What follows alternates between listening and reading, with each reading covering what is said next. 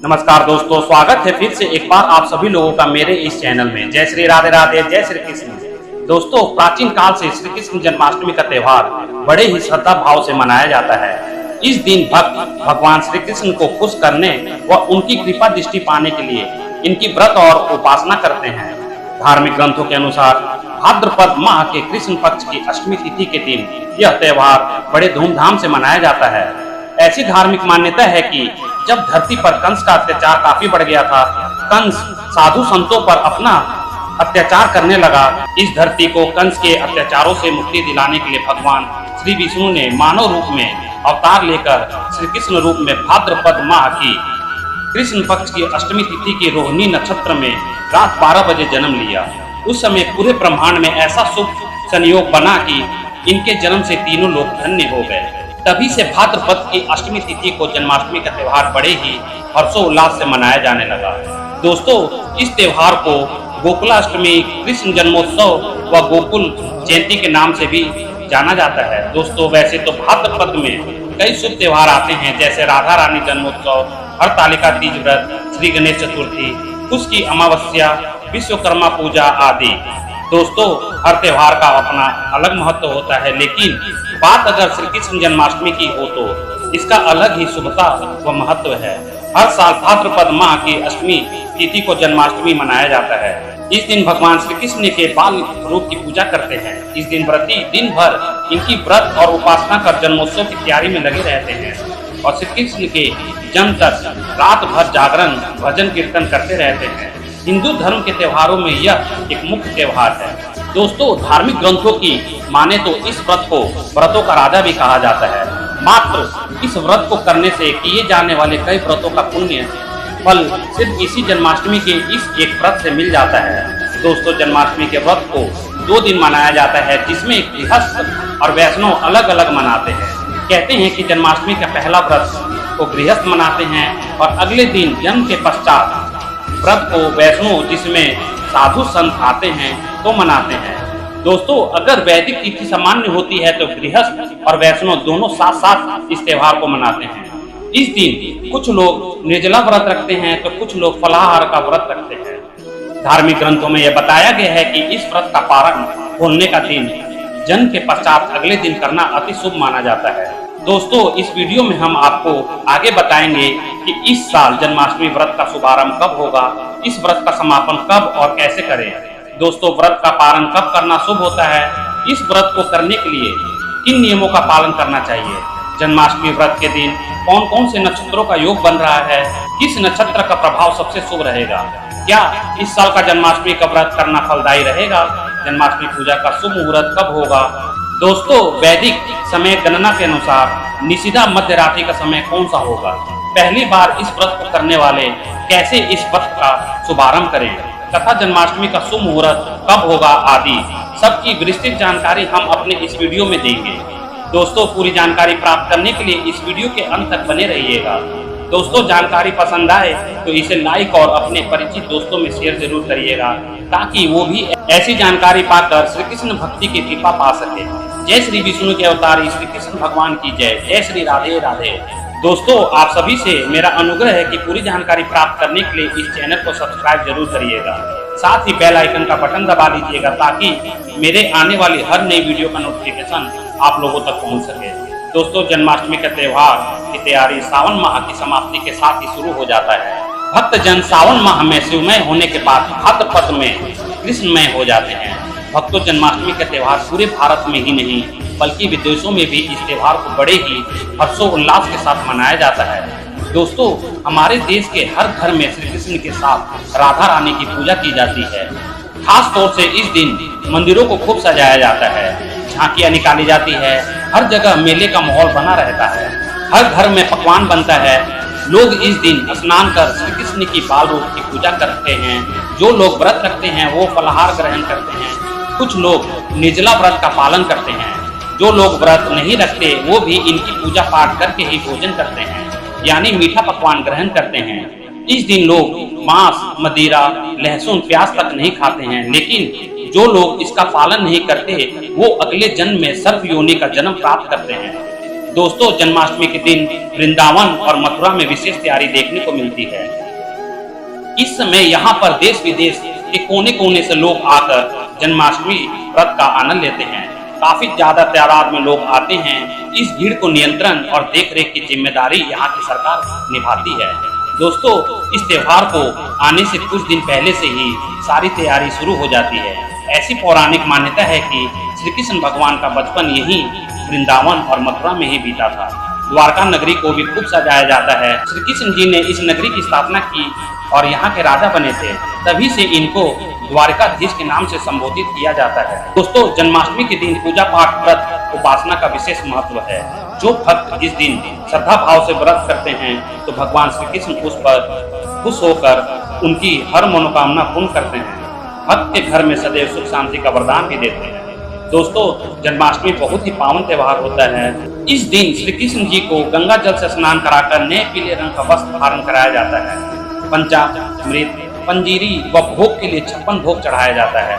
माखन, मिश्री व शहद भी चढ़ाया जाता है।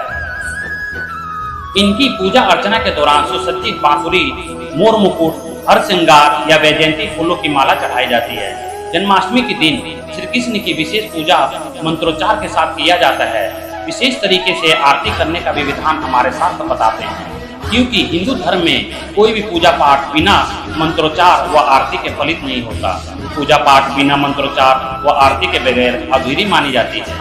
दोस्तों, इस दिन श्री कृष्ण की पूजा करने से पहले श्री गणेश की पूजा की जाती है, क्योंकि हिंदू धर्म में किसी भी पूजा पाठ व शुभ मंगल कार्य में श्री गणेश जी की प्रथम पूज्य के स्थान दिया जाता है। स्वयं भगवान भोलेनाथ ने यह वरदान श्री गणेश को दिया है, जो वर्षों पहले नियति ने निर्धारित की थी।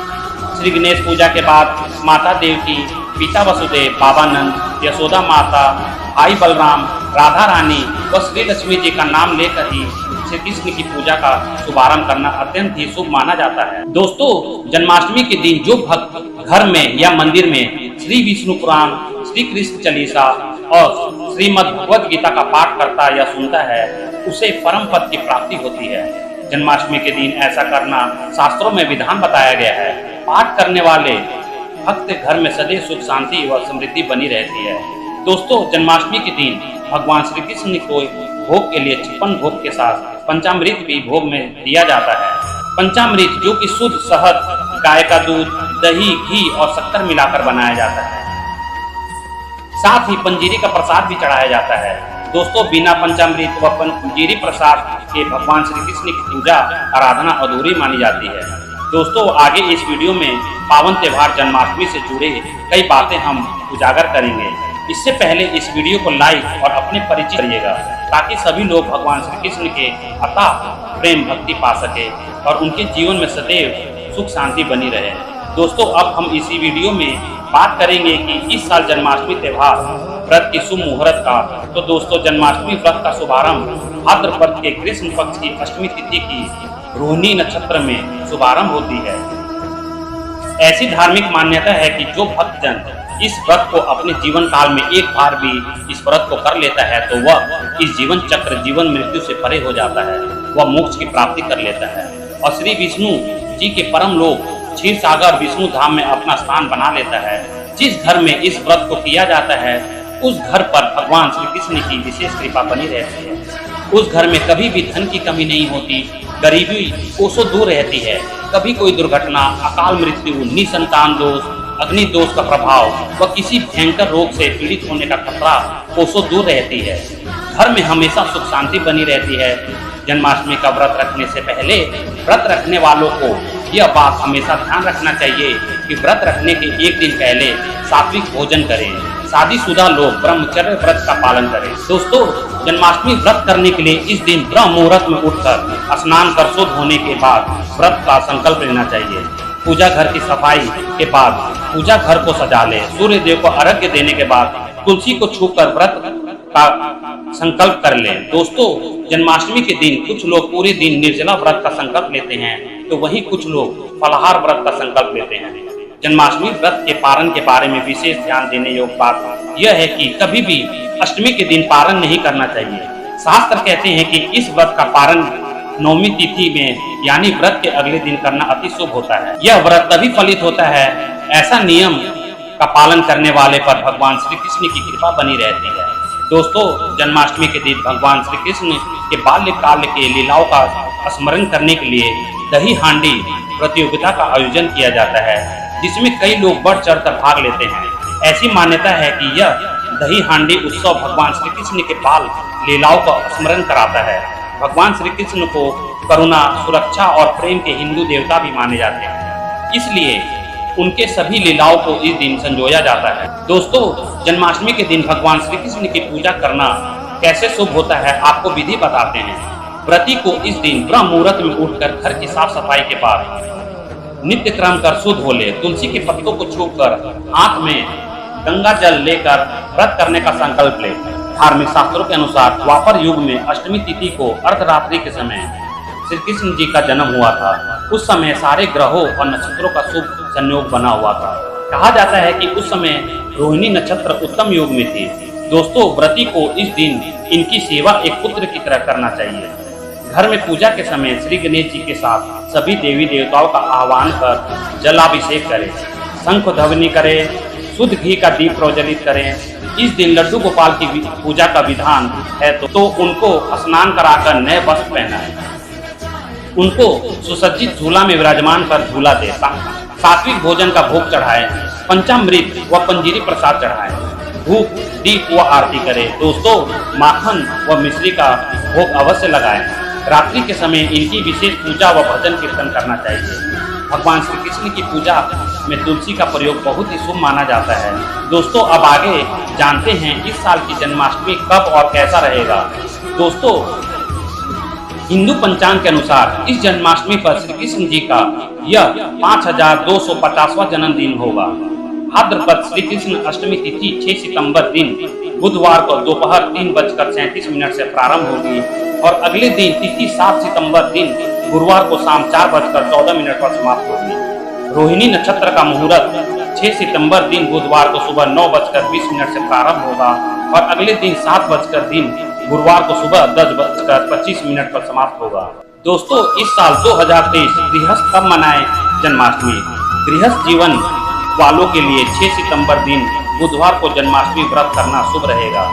इस दिन रोहिणी नक्षत्र व रात्रि पूजन का भी शुभ मुहूर्त बन रहा है। दोस्तों, जन्माष्टमी पूजन 2023 शुभ मुहूर्त। श्री कृष्ण जन्माष्टमी पूजन का समय 6 सितंबर दिन बुधवार को रात 11:57 से 7 सितंबर दिन गुरुवार को सुबह 12:42 तक रहेगा।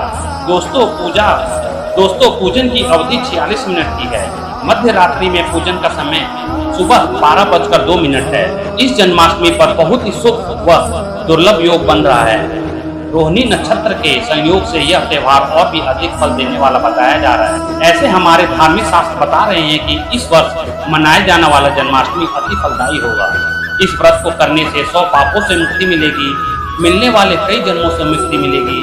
पितरों की शांति के लिए भी इस व्रत को करना शुभ माना जा रहा है। अगर पितरों के नाम लेकर इस व्रत को करा जाए और विधि विधान से पूजा किया जाए तो पितरों की आत्माओं को शांति मिलती है व परम पद की प्राप्ति होती है। दोस्तों, इस व्रत को करने से संतान सुख की भी प्राप्ति होती है।